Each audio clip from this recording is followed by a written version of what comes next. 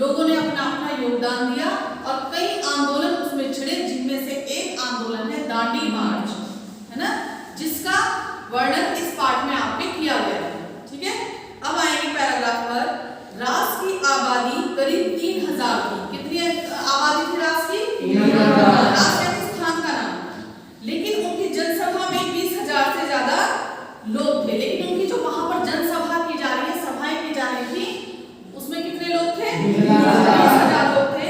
अपने भाषण में गांधी ने पटेल की गिरफ्तारी का जिक्र करते हुए कहा, और जब गांधी जी ने अपना भाषण दिया तब किसकी गिरफ्तारी हुई थी? कल हमने पढ़ा था किसकी गिरफ्तारी हुई थी? सरदार वल्लभ भाई पटेल की। उन्होंने सभा को संबोधित किया था, जो कि स्वतंत्रता की अभिव्यक्ति का अपमान था, उनकी गिरफ्तारी, है ना।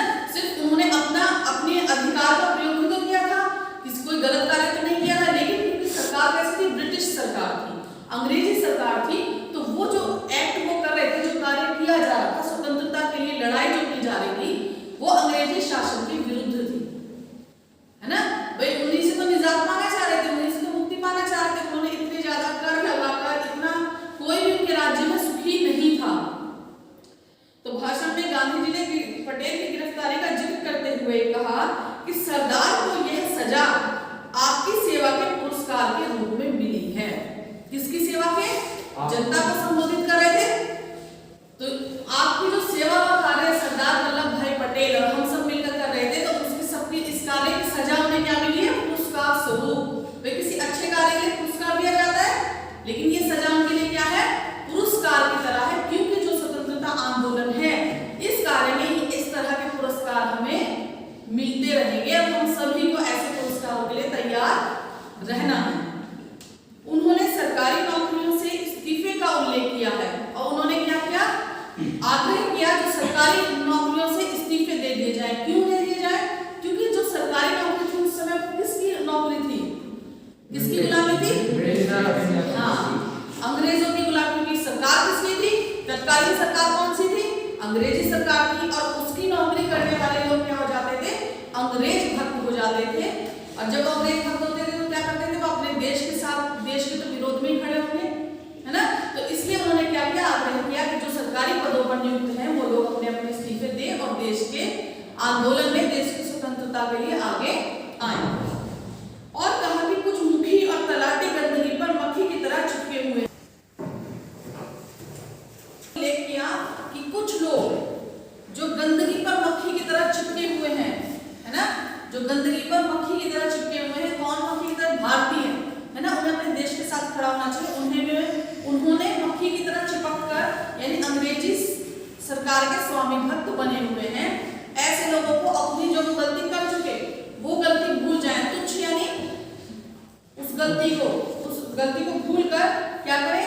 स्वार्थ भूलकर इस्तीफा दे देना चाहिए। अपना मतलब, है ना, अपना निजी स्वार्थ छोड़कर क्या दे देना चाहिए?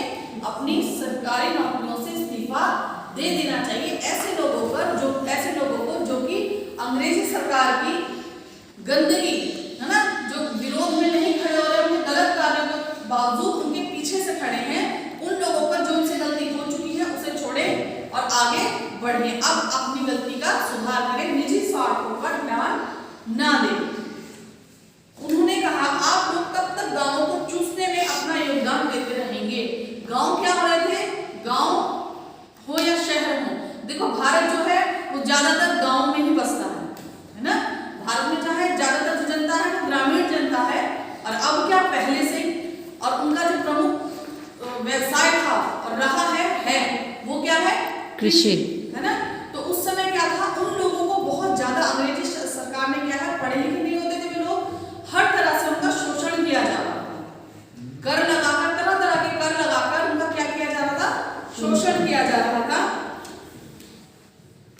तो उन्होंने कहा अपने ही गांवों का, अपने ही लोगों का शोषण, अपने ही गांवों को बर्बाद होने से हम बचाएं, ऐसा गांधी जी ने आह्वान किया उनका, यानी उनको आग्रह किया कि आप भी हमारे साथ आकर खड़े हो। सरकार को खुली चुनौती देते हुए उन्होंने कहा, और उन्होंने अपने भाषण में सरकार को खुली रूप से चुनौती दी। कौन सी सरकार को? किस सरकार की बात हो रही है यहाँ? देखो, हाँ, कई बार ऐसा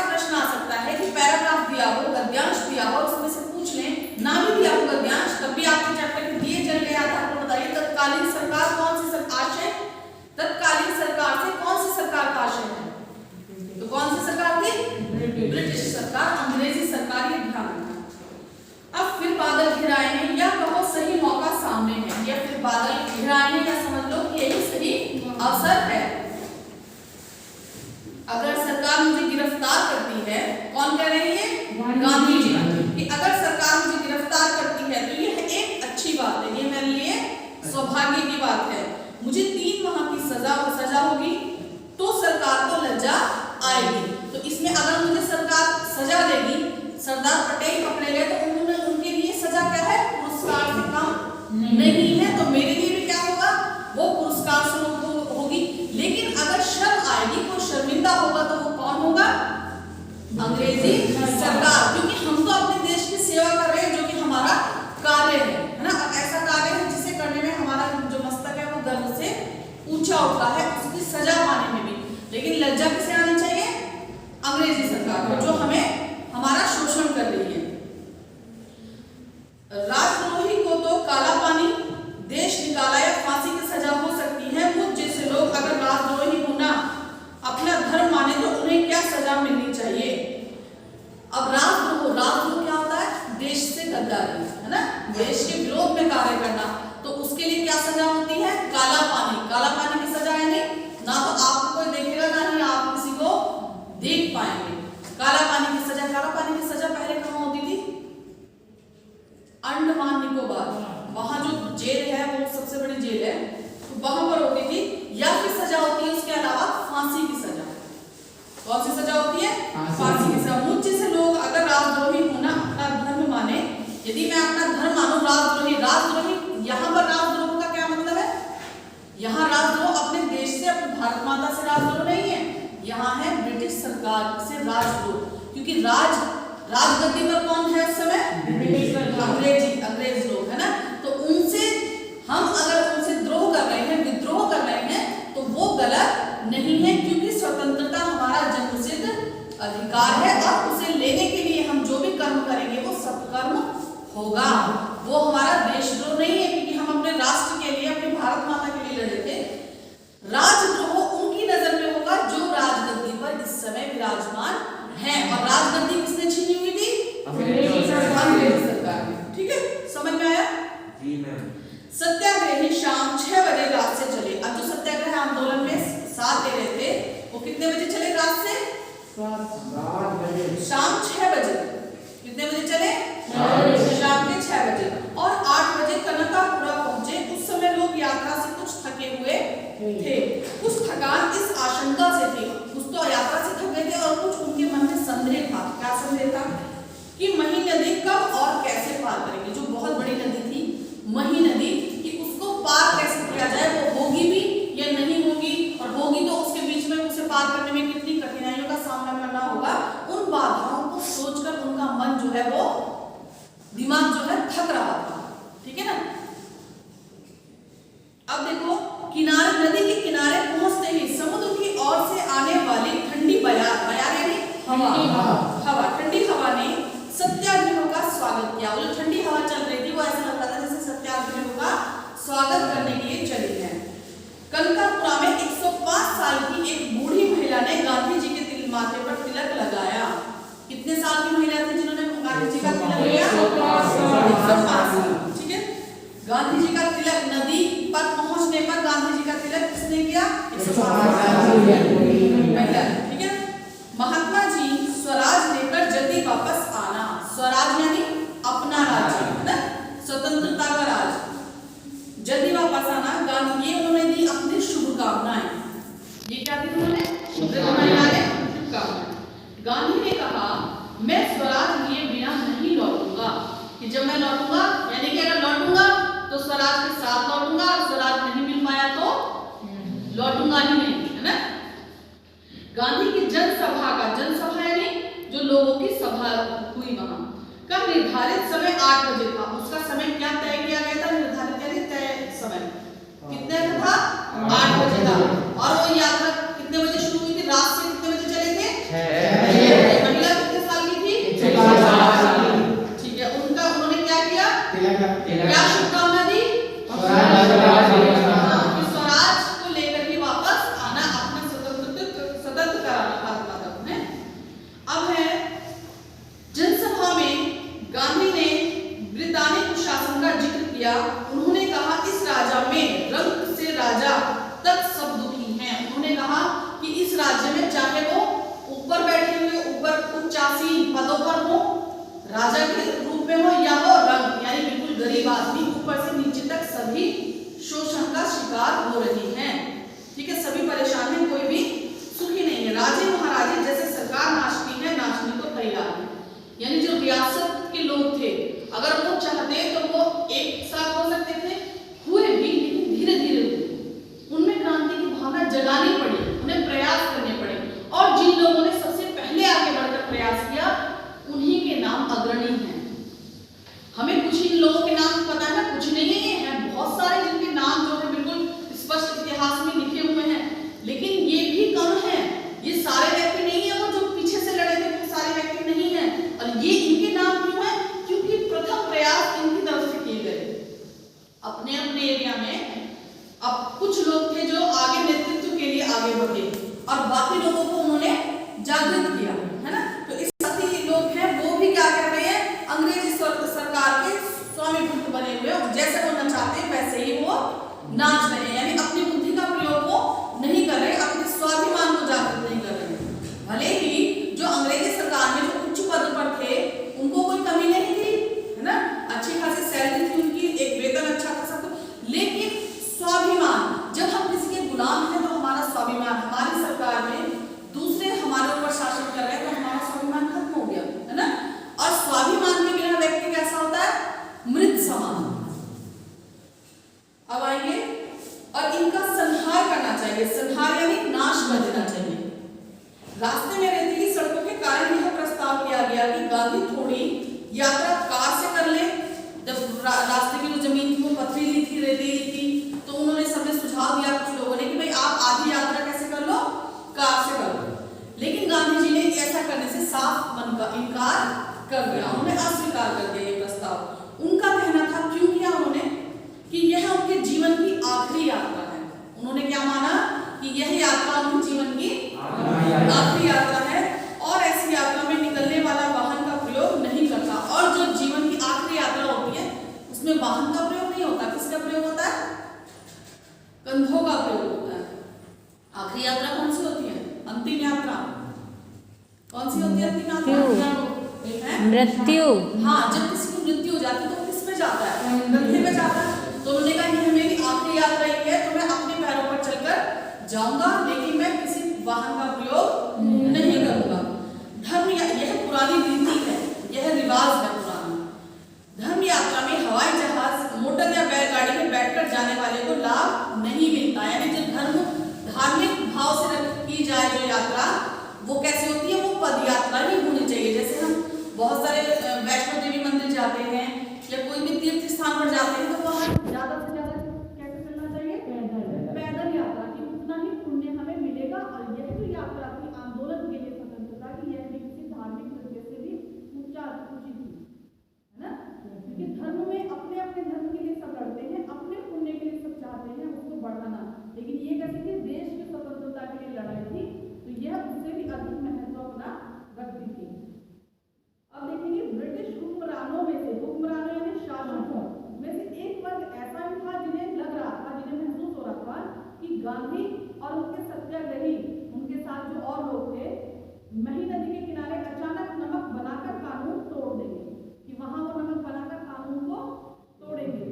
समुद्री पानी नदी के तट पर काफी नमक छोड़ जाता है, क्यों तोड़ेंगे, क्योंकि समुद्र के किनारे समुद्री पानी जो है वहां पर नमक छोड़कर जाएगा, उससे वो नमक बनाएंगे, जिसकी रखवाली के लिए सरकारी नमक चौकीदार रखे जाते हैं। और उन्होंने कहा क्या रखे हुए थे, सरकारी चौकीदार रखे हुए थे नमक की रखवाली के लिए। कौन सी नमक की रखवाली के लिए, तो समुद्र के किनारे जम जाता है। गांधी ने भी कहा कि यह नमक बनाया जा सकता है। गांधी को समझने वाले वरिष्ठ अधिकारी इस बात से सहमत नहीं थे कि गांधी कोई काम अचानक और चुपके से करेंगे। देखो, भले ही वो उसके विरोधी थे, गांधी जी के विरोधी थे, गांधी जी के विरोधी थे, लेकिन जो वीर है, जो सच्चाई है, जो ईमानदारी है ना, उसको वो भी जानते थे कि गांधी जी चुपचाप ऐसा कार्य नहीं करेंगे। उनमें से कुछ लोग ये मानते थे कि शायद वो चुपचाप ऐसा कर ले, लेकिन कुछ जो वरिष्ठ अधिकारी थे, जो गांधी जी के स्वभाव को जानते थे कि वो सत्य और अहिंसा के पुजारी हैं, अगर उन्होंने ये कार्य करना होगा तो वो चुपके से नहीं करेंगे, वो बताकर करते।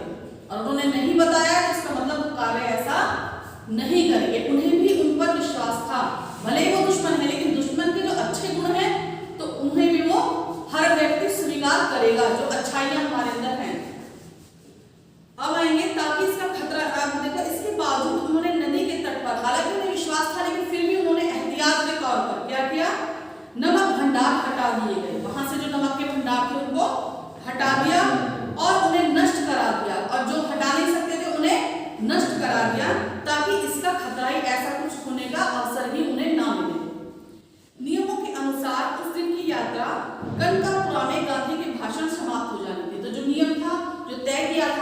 निर्धारित किया था वो तो था कि उस दिन उनकी यात्रा समाप्त होनी थी, लेकिन इसमें परिवर्तित कर दिया गया इसको।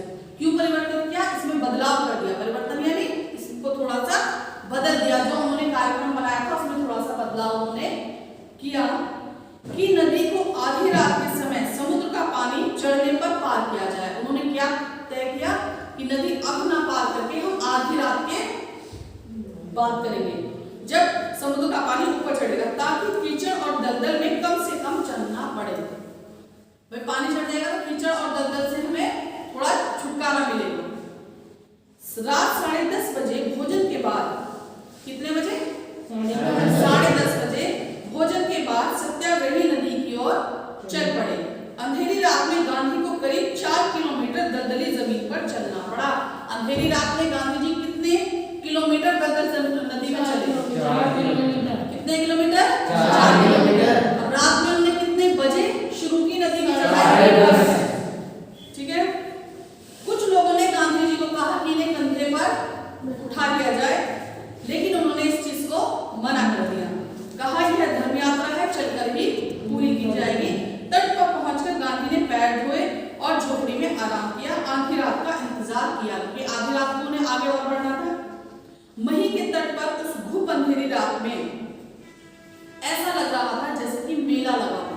कैसा लग रहा था? मेला। अब मेला क्यों लग रहा था? क्योंकि सारे सत्याग्रही वहां पर मौजूद थे, चहल पहल हो रही थी, आना जाना सबका था। नींद तो किसी की आंखों में होने का कोई मतलब ही नहीं था।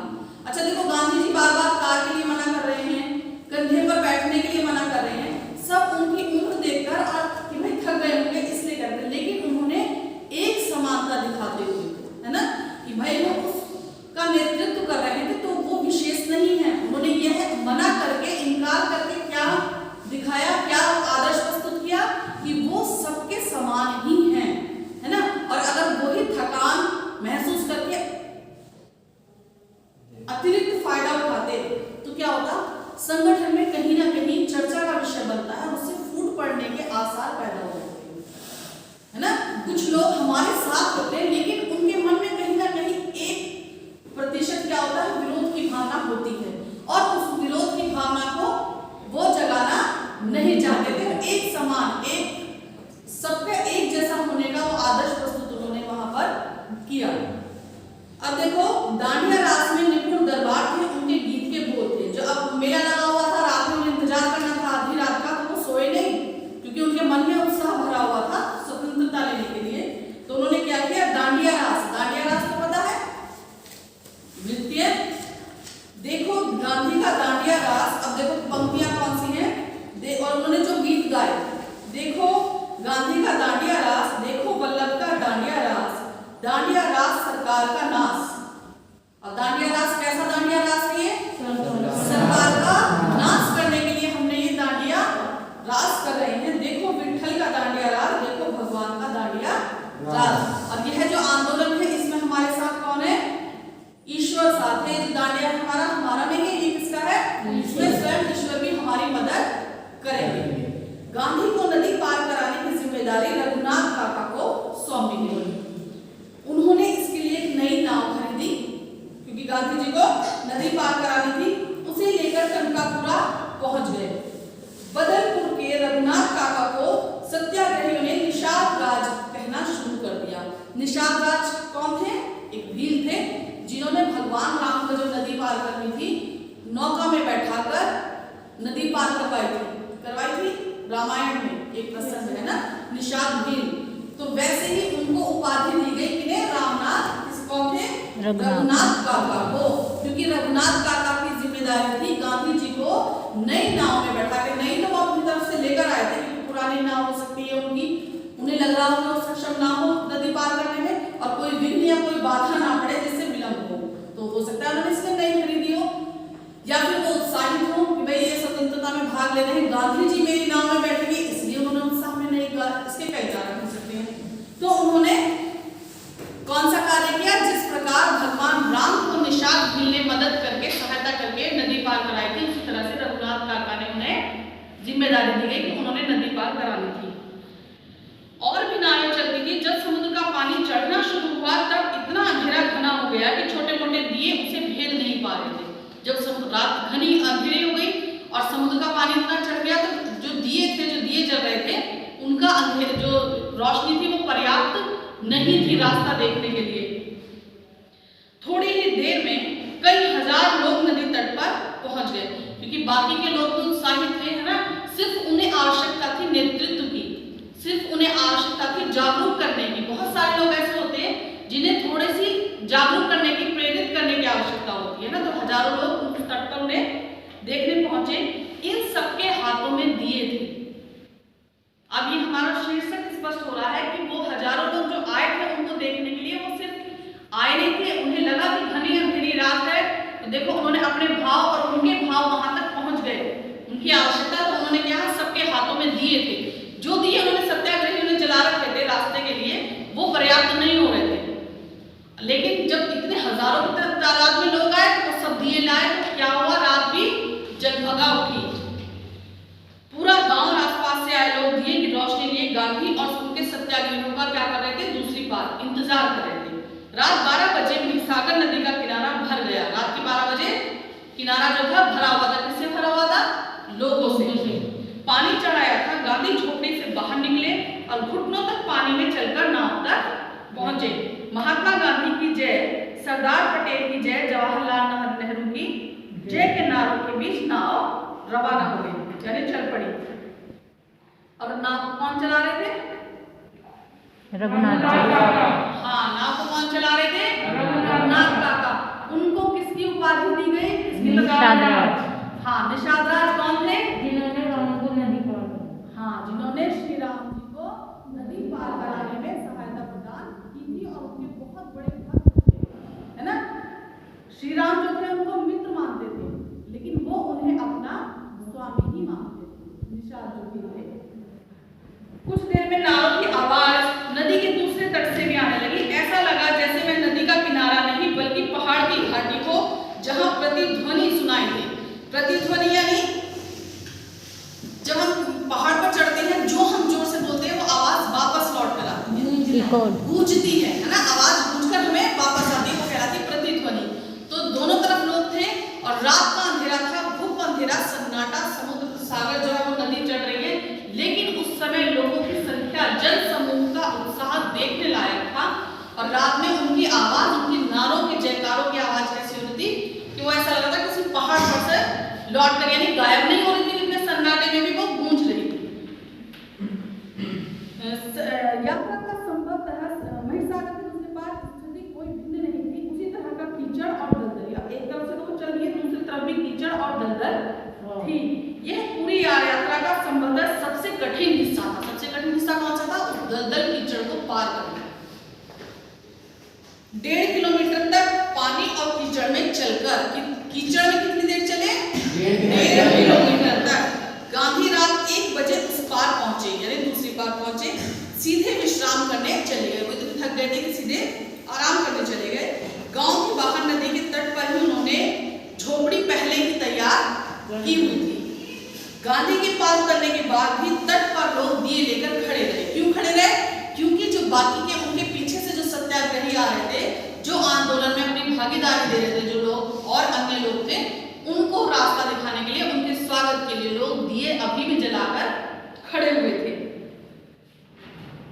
ठीक है, तो लोगों ने क्या किया, अपने उत्साह के, उनके सम्मान में दिए जलाए। कैसे दिए जलाए,